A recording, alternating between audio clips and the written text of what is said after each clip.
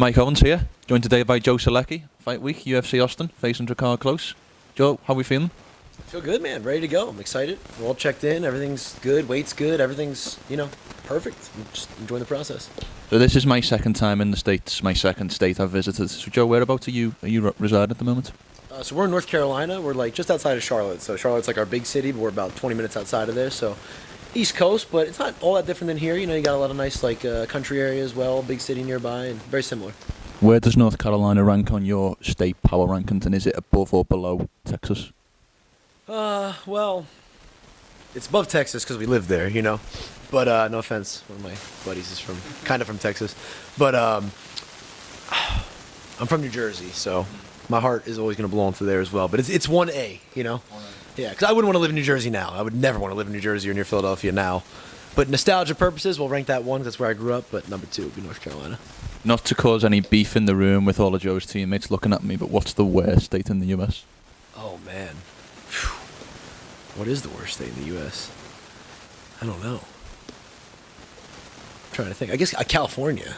Obviously, California. Tax. I don't want to get, but California, no doubt.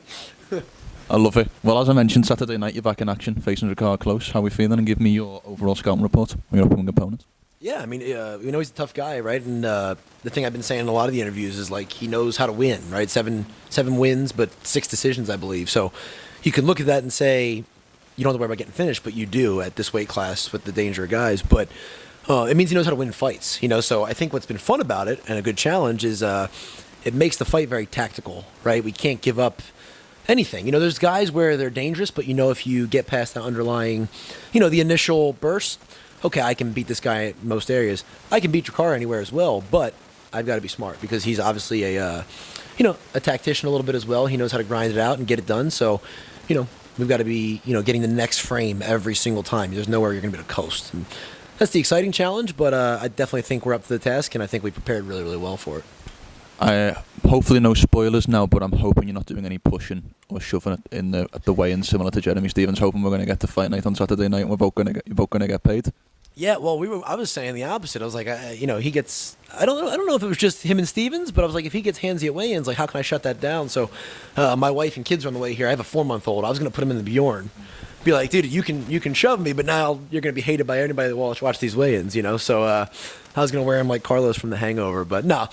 We saw it. We actually just ran into him on the way up here. It was all, cool. And, where he trains is kind of, kin to where we train because we've had, my manager and teammate, Scott Holtzman, was out there for a little bit. And, guys have come and trained out here. So it seems like all respect, and it'll be good to go. Best way to be. What's on the line in this fight? What do you feel like is the key thing that you're looking to get out Saturday night? Past the win, obviously the win is a prime importance, getting paid, all of that. What's the thing that you're looking to prove or you're looking to get out Saturday night? I think we're all just looking for the next best performance. You know what I mean? This is a, process is huge for me right now. And, a lot of times I come out of there in fights and, you want to make sure you've left everything in there that you could do, and outcome, yeah, fighting's crazy. It's the theater of the unknown, right? But the big thing is did I do what I trained to do? And that's I think that, for me, people talk about nerves and stuff. I'm not afraid of another man. I'm not afraid to lose.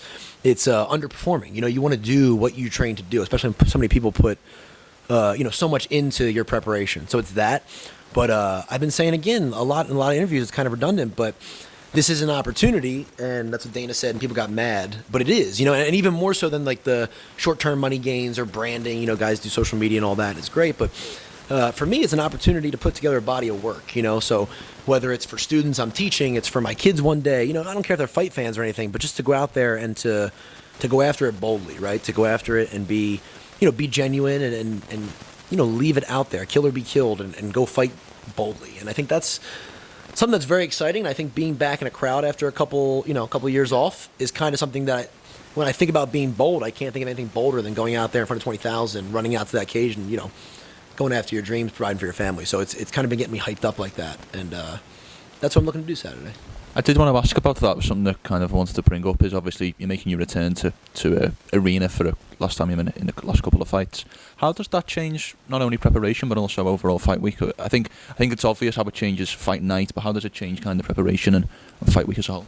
I don't think it really does. The Contender Series was like exposure therapy. You know what I mean? Like you would think 20,000 people is the one where you're like, oh, you're gonna be nervous. Like, dude, no, walking out in front of my wife, who has been working 2 jobs so we can get to this point, and Dana White, who controls my future, in an all or nothing fight is kind of scary. You know what I mean?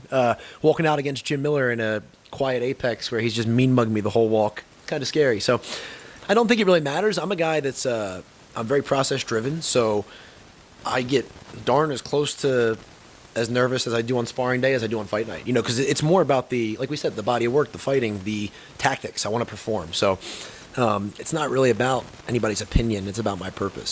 So I'm not really focused on any of that. I'm actually kind of excited for it because, after being locked away in the apex, it was fun. I enjoyed it. I like the essence of competition, but this is prize fighting, and it's, the essence of it is you look at those fighters walking out in giant crowds and, and also having, a couple people there that you care about. So that's, honestly, it's actually a big uplifting thing this week.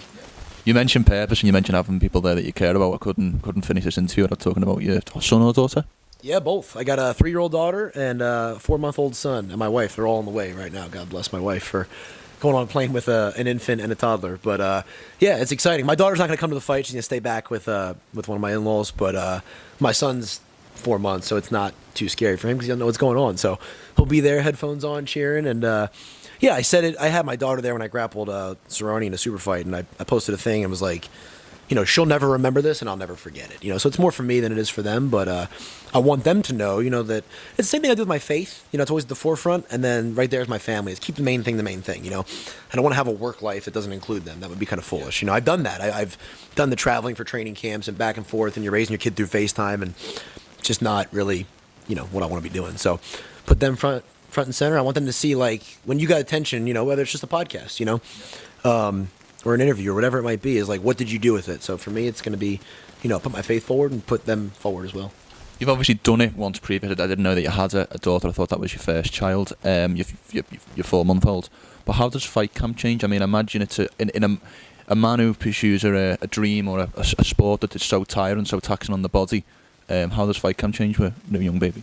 It's good for me because it makes me compartmentalize. You know what I mean? So, like, I get home and I'm always thinking about fighting, but, you're just going back home being dad. So it's just, play with me, do this. So the only thing that's tough is when you're exhausted, But no, it's great. It makes me see the bigger picture a little bit, and it, helps with that maturity process a lot. You're not just thinking about yourself all the time of like, how am I going to look at this happens? What can I post in this? It's not even about that, And then it becomes, I've never been a guy to be lazy, but you'd have to take a real special person to be lazy and not check every box when your livelihood's on the line to provide for your family. So that's part of it. And then, like we just said, it's changed a lot because when I was away for camp, it was actually taxing because I get home and my daughter didn't understand what was going on. She was like 2.5 last fight.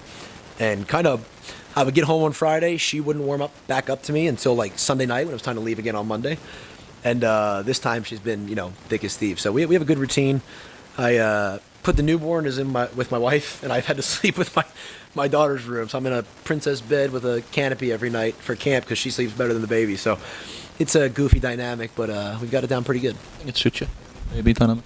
Yeah, it's all Frozen themed, and she puts all the babies in bed, and we got to put them between. It's a whole process, all the dolls and stuff. It's crazy, but I got some good sleep this camp, so it worked.